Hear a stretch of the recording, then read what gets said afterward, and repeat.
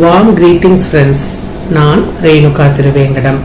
என்னுடைய எல்லா வீடியோக்களும் ஃபேமிலி லாவை மையப்படுத்தி படிக்கிற ஸ்டூடெண்ட்ஸ்க்கு ஹெல்ப் பண்ற விதத்துல ஃபேமிலி லாஸ்ல இருக்கிற செக்ஷன்ஸ் எல்லாம் என்ன சொல்லுது, அது ரிலேட்டடான லேட்டஸ்ட் ஜட்ஜ்மெண்ட்ஸ் என்ன சொல்லுதுங்கிறத பத்தி தான் வெளியிட்டிருக்கேன். இந்த வீடியோஸை பார்த்துட்டு ஸ்டூடெண்ட்ஸ் வந்து ஒரு 2 மார்க் எக்ஸ்ட்ரா வாங்கினாலும் எனக்கு ரொம்ப சந்தோஷமா இருக்கும். செக்ஷன் 125 CRPC கீழே மெயின்டெனன்ஸ் கேட்டிருந்தோம் அப்படின்னு சொன்னா அதுல வந்து நமக்கு மெயின்டெனன்ஸ் அமௌண்ட் குறைச்சலா கொடுத்துருக்காங்க அப்படின்னு நம்ம ஃபீல் பண்ணோம்னா அதுக்கு மேல நம்மளால அப்பீலுக்கு போக முடியுமா? அப்படி போறதுன்னா எந்த கோர்ட்ல போகணும், எத்தனை நாளைக்குள்ள போகணும், இதை வந்து நீங்க நிறைய எங்களோட லைவ்லயும் கேக்குறீங்க. அதனாலதான் இந்த தெளிவான வந்து வீடியோ பதிவு. இப்போ செக்ஷன் 125 CRPC கீழே இந்துக்கள் மட்டும்தான் வந்து மெயின்டெனன்ஸ் கேட்கலாங்கிறது கிடையாது. அது பேன் இந்தியாவில் இருக்கிற எல்லா மதத்தினரும் அதன் கீழே செக்ஷன் 125 CRPC கீழே மெயின்டெனன்ஸ் கேட்கலாம். அப்பா, அம்மா, பொண்ணு, பையன், மனைவி எல்லாருமே இந்த செக்ஷன் கீழே மெயின்டெனன்ஸ் கேட்கலாம். இந்த வழக்கை எங்க தாக்கல் செய்யலாம் அப்படின்னு சொன்னா 2 கோர்ட்ல நம்மளால தாக்கல் செய்ய முடியும். ஒன்னு வந்து மேஜிஸ்ட்ரேட் கோர்ட்ல வந்து செக்ஷன் 125 CRPC கீழே மெயின்டெனன்ஸ் கேட்டு நம்மளால பரிகாரம் கேட்க முடியும்.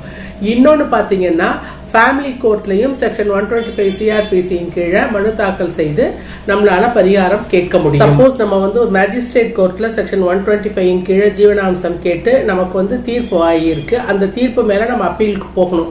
அதாவது ஜீவனாம்சம் நமக்கு கேட்ட தொகை கிடைக்கல, அதுக்கு மேல நம்ம அப்பீல் போகணும்னு நினைக்கிறோம். அப்படி இருக்கும் பொழுது நம்ம எங்க அப்பீலுக்கு போகணும் அப்படின்னு சொன்னா ஒன்னு செஷன்ஸ் கோர்ட்டுக்கு போகணும், இல்லைன்னா டிஸ்ட்ரிக்ட் கோர்ட்டுக்கு தான் நம்ம வந்து அப்பீலுக்கு போகணும். இதுக்கு வந்து அப்பீல் டைம் அப்படின்னு சொல்லி பாத்தீங்கன்னா 90 நாட்களுக்குள்ள, அதாவது நமக்கு ஆர்டர் கையில கிடைச்சு 90 நாட்களுக்குள்ள நம்ம வந்து அப்பீலுக்கு போக முடியும். இதுவே நம்ம வந்து ஃபேமிலி கோர்ட்ல வந்து செக்ஷன் 125 CRPC கீழே ஜீவனாம்சம் கேட்டு நமக்கு ஜீவனாம்சம் தொகை சரியா வரல அப்படின்னு நம்ம நினைச்சு நம்ம அப்பீலுக்கு போகணும்னு நினைச்சோம்னா நம்ம வந்து 30 நாட்களுக்குள்ள நம்ம கேட்கணும். நம்ம டைரக்டா ஹை கோர்ட்ல தான் நம்ம வந்து அப்பீலுக்கு வர முடியும். 30 நாட்கள் தான் நமக்கு அதுக்கு வந்து லிமிடேஷன் பீரியட். இப்போ நமக்கு அடுத்த ஒரு கேள்வி நமக்கு வரும். அதாவது நமக்கு வந்து அப்பீல் வந்து எத்தனை நாளைக்குள்ள போறதுன்னா வந்து 90 நாள் 30 நாள் சொன்னேன் இல்லையா, அது வந்து from the date of order அல்லது from the date of receipt of the order அப்படிங்கிற கேள்வி நமக்கு வரும். நமக்கு ஆர்டர் காப்பி நம்ம கையில என்னைக்கு கிடைக்குதோ அன்னையில இருந்து தான் நமக்கு வந்து லிமிடேஷன் பீரியட் ஆரம்பிக்குது. சரி, காப்பி அப்ளிகேஷன் நம்ம அப்ப என்னைக்கு ஃபைல் பண்ணணும்? நமக்கு வந்து இன்னைக்கு ஆர்டர் ஆயிடுச்சு, ஜீவனாம்சம் உங்களுக்கு இவ்வளவு ரூபாய் கொடுக்க சொல்லி நமக்கு வந்து கோர்ட்ல இருந்து உத்தரவிட்டுடுறாங்க. நமக்கு அது பத்தல, அதனால நம்ம அப்பீல் போகணும்னு நினைக்கிறோம். சோ நமக்கு ஆர்டர் வந்த நாளோ அன்னைக்கோ இல்ல அல்லது அதுக்கு அடுத்த நாளோ நம்ம வந்து காப்பி அப்ளிகேஷன் நம்ம வந்து ஃபைல் பண்ணணும். அந்த காப்பி அப்ளிகேஷன் நமக்கு வந்து 15 நாள் கழிச்சும் கிடைக்கலாம், 1 மாசம் கழிச்சும் கிடைக்கலாம், 2 மாசம் கழிச்சும் கிடைக்கலாம்.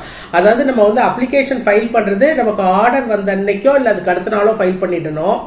அதுக்கப்புறம் நமக்கு எத்தனை நாள் கழிச்சு கிடைக்குதோ, சப்போஸ் 30 நாள் கழிச்சு கிடைச்சதுன்னா 30 நாட்களுக்கு அப்புறம் நமக்கு வந்து 90 நாள் வந்து நமக்கு டைம் இருக்கு. சப்போஸ் நமக்கு வந்து 45 நாள் கழிச்சு கிடைச்சதுன்னா அந்த 45 நாளைக்கு அப்புறம் நமக்கு டைம் இருக்கு.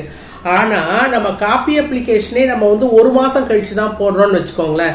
இப்ப நமக்கு மொத்தமே 90 நாள் தான் லிமிடேஷன் டைம். காப்பி அப்ளிகேஷன் நம்ம 1 மாசம் கழிச்சு போட்டா நமக்கு வந்து அதுக்கப்புறம் வந்து அது ஒரு 15 நாள் கழிச்சு தான் நமக்கு கையில கிடைக்கும்னு வச்சுக்கோங்க. சோ அந்த 90 நாள்ல அந்த 30 நாளை நம்ம வந்து விட்டுறணும். சோ நமக்கு 60 நாள் தான் டைம் இருக்கு. சோ காப்பி அப்ளிகேஷன் நம்ம உடனே போட்டுடணும். நம்ம காப்பி அப்ளிகேஷனை டிலே பண்ணி போட்டுட்டு அதனால நான் வந்து இன்னொரு 90 நாள் லிமிடேஷன் இருக்குன்னு நம்மளால எடுத்துக்கவே முடியாது. காப்பி அப்ளிகேஷன் கிடைக்கிறது லேட்டானா அதுல இருந்து எடுத்துக்கலாம். நமக்கு ஆர்டர் கிடைச்ச நாள் அன்னைக்கோ அல்லது அடுத்த நாளோ காப்பி அப்ளிகேஷன் செக்ஷனுக்கு போய் நம்ம வந்து அந்த ஆர்டர் காப்பி வேணும் அப்படின்னு சொல்லி ஒரு காப்பி அப்ளிகேஷன் தாக்கல் செய்யணும். இப்ப இதுக்கு வந்து நான் ஏற்கனவே சொல்லிட்டேன், 90 நாள் டைம் இருக்குன்னா நம்ம அந்த 30 நாள் கழிச்சு தாக்கல் செஞ்சோம்னா நமக்கு 60 நாள் தான் டைம். அதே மாதிரி நம்ம வந்து ஃபேமிலி கோர்ட்ல அப்ளை பண்ணியிருந்து நமக்கு வந்து ஜீவனாம்சம் சரியா கிடைக்கல அப்படின்னு நம்ம அப்பீல் போகணும்னு நினைச்சோம்னா நமக்கு 30 நாள் தான் அப்பீல் டைம். அதுக்கு அந்த லிமிடேஷனுக்குள்ள நம்ம தாக்கல் செய்யணும்னா நம்ம 30வது நாள் கொண்டு போய் காப்பி அப்ளிகேஷன் தாக்கல் செஞ்சோம்னா நமக்கு வந்து பார்டு பை லிமிடேஷன். ஸோ நம்ம 30 நாளுக்குள்ளேயும் நம்ம வீணடிச்சிட்டோம். ஸோ திரும்ப நம்ம வந்து அப்ளை பண்ணணும்னா நம்ம கண்டிப்பா டைரக்டா அப்ளை பண்ண முடியாது.